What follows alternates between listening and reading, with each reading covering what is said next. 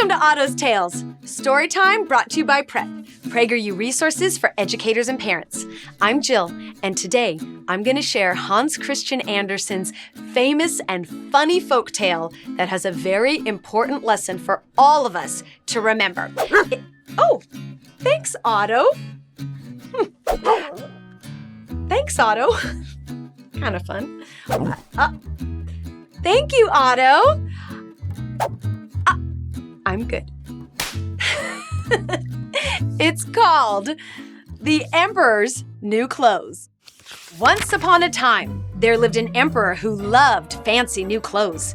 Jackets woven with gold, trousers laced with silver, made with the softest and most lavish materials. The emperor spent his fortune buying new costumes for every hour of every day and rarely paid attention to his people, his army, or anything else. One day, two mysterious travelers came to town. They quickly told everyone how they designed the most beautiful outfits money can buy. They described a most fascinating and peculiar quality that only their garments possessed. The clothes they made had the power to become invisible to those who were not smart enough to see them in plain sight. Those must be very special and valuable clothes, the emperor thought. I must get some of my own so that I may find out who in my empire is not wise enough to serve on my staff. The emperor then paid the travelers a large sum of money so they could begin their work. The travelers snickered as they took the emperor's payment, then set up 2 looms to begin their project. They called for the finest silks and threads to be delivered to them. Then they began to weave nothing. Day and night, they toiled away weaving nothing that could be seen by anyone. As for the silks and threads that were delivered to them, well, the travelers took those for themselves. About this time, the emperor was curious to see how his new wardrobe was coming along, so he sent his most intelligent advisor to check on the 2 men's work.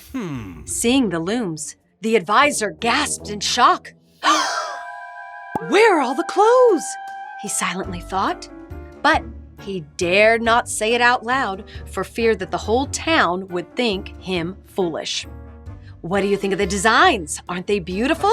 The workers asked eagerly, knowing that their looms were, in fact, empty. The advisor was dumbfounded. Yes, they're remarkable, he replied, to not let on that he did not see any material at all.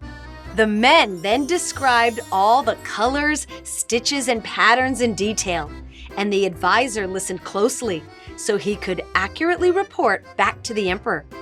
The travelers then demanded more money to finish their work. The advisor paid them and returned to the palace. The emperor soon sent another trusted advisor to check on the progress. He too saw nothing on the looms, but praised the men's work to not seem like a fool. Finally, the emperor went to get his new wardrobe. He was excited to see what everyone was now talking about as being the most elegant and magnificent wardrobe an emperor would ever wear. Entering the room, the emperor was shocked. There are no clothes here, he thought.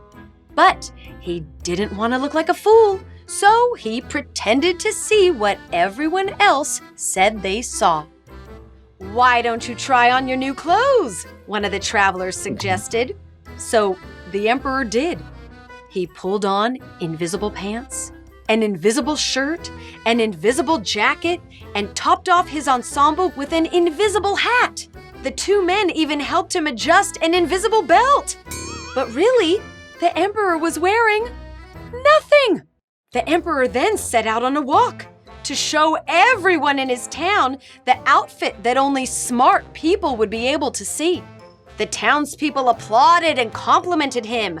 What handsome garments! What luxurious materials! Each person was too scared to admit that the emperor wasn't wearing any clothes at all for fear their neighbors would think them fools. The emperor then started to feel very good about himself in his new clothes. Then, out from the crowd, a child stepped up and shouted, "He has nothing on!" The townspeople looked at each other, looked at the emperor, gasped, and then agreed. one by one, until everyone admitted the same truth. "You're right. He has nothing on." They all covered their eyes with embarrassment.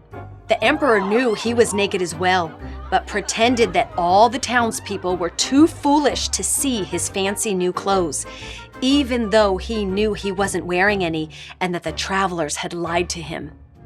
"I must keep up this act," he thought, "to not look like a fool." The emperor returned to his palace, his advisors still too frightened to admit the new clothes were a lie. Eventually, the emperor asked the two travelers to make new clothes for his advisors too, so that they could all wear invisible garments, because they were too scared to admit that they had all been fooled. And for the rest of their days, they looked like fools to everyone else. The end. This is one of my favorite stories ever because it reminds us that truth is real. There is only one truth, and it's important for us to learn how to find it and to not be afraid to speak up for it, even if no one else will.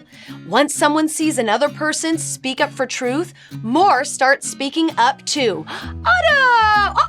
Oh, well, thank you. Hey, do you think it was hard for the townspeople to admit that something was wrong? Yes, but protecting truth is always important for all of us. Never forget that, okay? All right. Thank you for watching Otto's Tales. Check out some of our other stories too. Keep reading, keep watching, and never be afraid to tell the truth. Good boy. Oh, thanks. Yeah, I like my new hat. We're so glad you joined us for today's reading. Storytime is made possible through the generous support of donors like you. You can help keep the stories coming by going to PragerU.com/donate today.